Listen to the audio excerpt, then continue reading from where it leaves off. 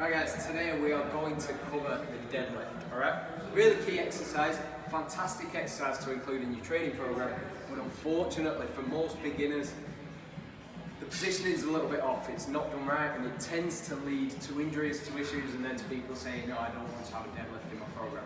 So what we're going to do is cover the key points. Now, just before we start, there is a mobility requirement for this. Now, whether that's true mobility or whether it's coordination, balance, stability that you're struggling with, if you can't get into the start position, say go away and work on that and use maybe a deadlift either from the rack or from a step, just an elevator bar position to actually start the movement while you're working on mobility. So, with that in mind, let's get into it. What you're going to do is step up to the bar. You should really be able to see the bottom of your laces on the side of the bar. Main focus throughout the deadlift is keeping a neutral spine position. So what we want is no collapse forward or back between your pelvis and your chest, shoulders and head. So realistically we want you to maintain a good position there. What I mean by that is that as we come down to the bar, we're going to hinge down and drop. We don't really want you to go too far forward, and certainly no movement in there, which means that your hips are going to drop a little bit lower than your shoulders for this. For most people, if you're trying to lift like this, it's going to be a bad position. Now obviously this is dependent on you, your own body size, your own body shape, some of the stuff that we've covered in previous videos. So we step up to the bar, hinge at the hips, drop down. We should be able to get the palms of our hands touching the bar. If we can do that, then we can grab the bar with a double overhand grip and keep the tension through. So, stepping into the bar, dropping down, hinging at the hips, dropping down into the bar. Job number one, which is possibly most commonly missed by everybody when they're new to it, is taking the slack out of the bar.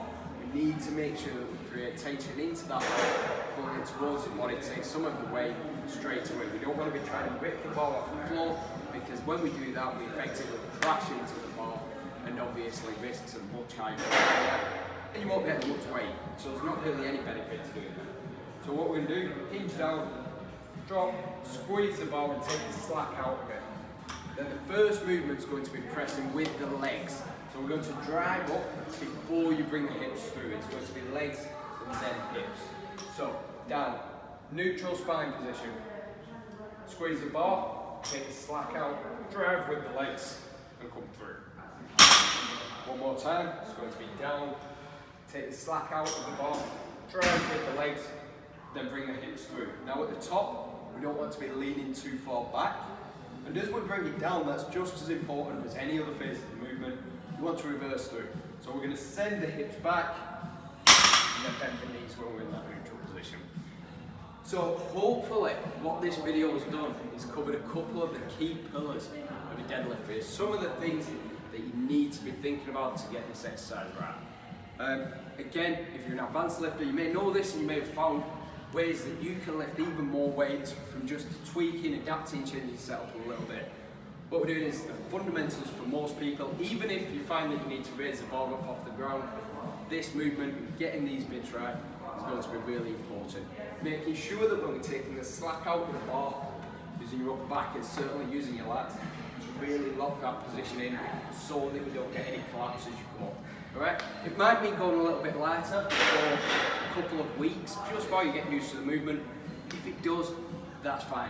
What we want to do is see you progressing without unnecessary pain and injuries coming up.